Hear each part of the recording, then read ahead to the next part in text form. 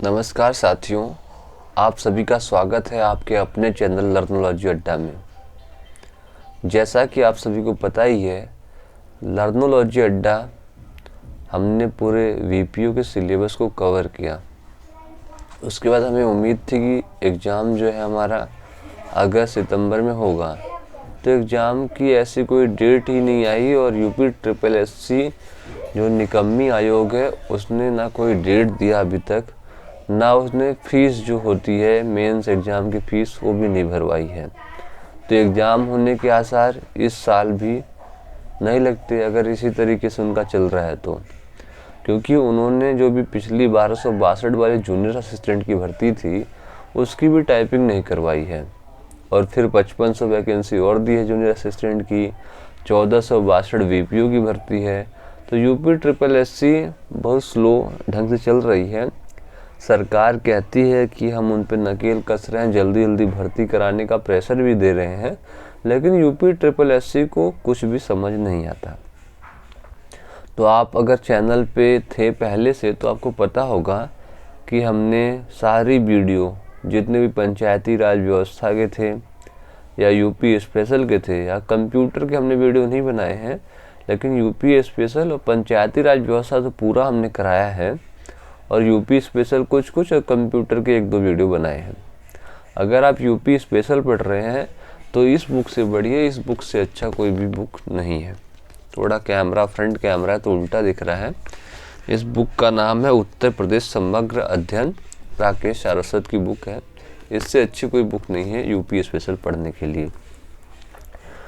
UP special अगर इस book से पढ़ते हैं तो आप कोई भी एग्ज़ाम दें, यूपी के अंदर जो भी एग्ज़ाम होने वाला हो, जो पीसीएस हो, स्टेट का कोई भी एग्ज़ाम हो, कितना बड़ा कितना छोटा, यह समग्र अध्ययन है। इसके अंदर से ही हर चीज़ पूछा जाएगा, ऐसा मैं दावा करता हूँ, क्योंकि यह पूरी रूप से पूरे उत्तर प्रदेश को कवर करता है, कहीं से कुछ भी छूटता नहीं है।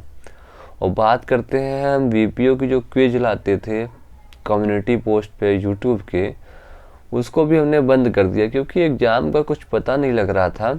और जब एग्ज़ाम का पता नहीं लगता है तो कोई भी परीक्षा की तैयारी करने वाला अभ्यर्थी हो वह एक ऐसे मोड में चला जाता है कि परीक्षा की तैयारी उसकी समझिए फिर से जीरो की तरफ लौटने लग जाती है। क्योंकि जो टारगेट होता है वह होना बहुत ज़रूरी होता है कि मेरा एग्ज़ाम दिसंबर में है, जनवरी में है, तो मुझे उस तरीके से अपनी तैयारी को अंतिम तक पहुंचाना है।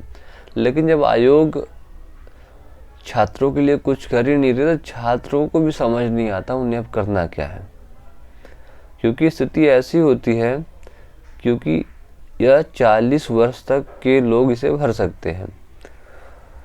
तो कुछ लोग तो नौकरी कर रहे होंगे, कुछ जो नए युवा होंगे वो कई एग्ज़ामों की तैयारी कर रहे होंगे, तो उनका तो सही है। लेकिन जैसे हम लोग हैं, थोड़ी हमारी उम्र हो चुकी है, तो हम लोग सोचते हैं कि नौकरी जो कर रहे हो किया जाए, प्राइवेट हो या कुछ अपना बिजनेस कर रहे हो तो बिजनेस करते रहें और तैयारी करते रहें। लेकिन जब इस प्रकार से एग्ज़ाम का कुछ पता ही नहीं होता तो तैयारी हो ही नहीं पाती है। इसीलिए जो मैं क्विज डालता था वो भी बहुत कम हो गया या डालना ही बंद हो गया, हफ्ते में 1-2 बार डल जाती है। लेकिन मैं कोशिश करूँगा कि हफ्ते में एक वीडियो मैं ज़रूर बनाऊँ पंचायती राज व्यवस्था का, यूपी स्पेशल या कंप्यूटर एप्लीकेशंस का, जो एमसीक्यू फॉर्म में होगा, जिससे हमारे 20, 25, 30, 50 क्वेश्चन तक के तैयारी हो सके, जिससे हमारी और आप दोनों की तैयारी होती रहेगी। और जो क्विज डाला जाता है कम्युनिटी पोस्ट पे वो भी डालने की कोशिश होगी। और इसके अलावा 5500 करीब जो वैकेंसी आई है जूनियर असिस्टेंट की, उस पर भी हमें फोकस बना के रखना है। वीपीयू और जूनियर असिस्टेंट में फोकस बना के रखना है। कुछ लड़के तो ऐसे भी होंगे जिनका 1262 वाले टाइपिंग में सिलेक्शन भी हो जाएगा। तो हमें एकदम अच्छे से तैयारी करना है और तैयारी को छोड़ना नहीं है, लूज नहीं छोड़ना है, कुछ ना कुछ डेली पढ़ना है। अगर कुछ ना कुछ लगभग जिन्होंने भी तैयारी की है एक बार उसने सिलेबस तो पढ़ ही लिया होगा।